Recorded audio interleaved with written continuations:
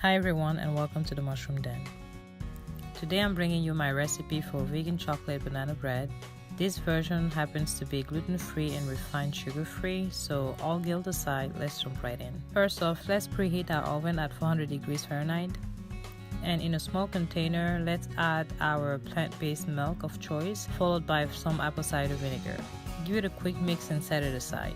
Next, in a large mixing bowl, add your very ripe bananas that you're going to use a fork to mash until it becomes very creamy. And this will serve as the base for our wet ingredients. Next, go ahead and add some unsweetened applesauce, followed by the mix of milk and apple cider vinegar that we prepared earlier, some coconut oil, and some rum extract. Give everything a good mix.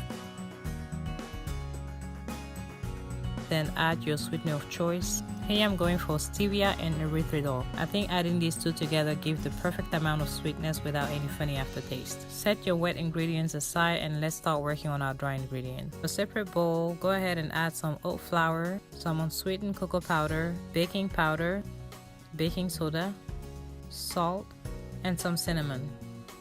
Whisk everything, making sure to break any lump in the flour.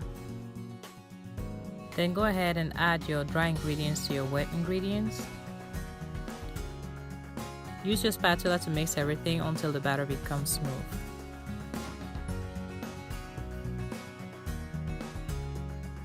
All that's left to do is grease our loaf pan.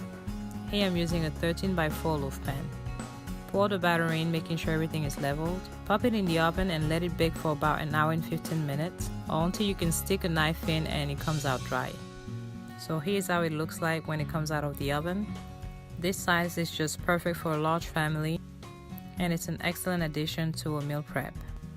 So it already looks really good as it is, but we're going to take it a step further by adding some icing on top. Add some coconut cream in a mixing bowl, followed again by some stevia and erythritol, some lime juice, and some rum extract. Vanilla extract will work perfectly as well. Then use a hand mixer to mix everything until the icing becomes creamy. Next, just go ahead and spread the icing on top of the cake.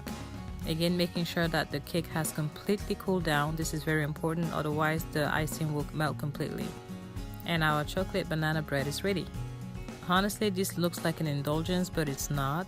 We get some healthy carbs and fiber, no refined sugar, no dairy whatsoever, plus it's low fat. So it's really completely guilt-free and amazingly delicious.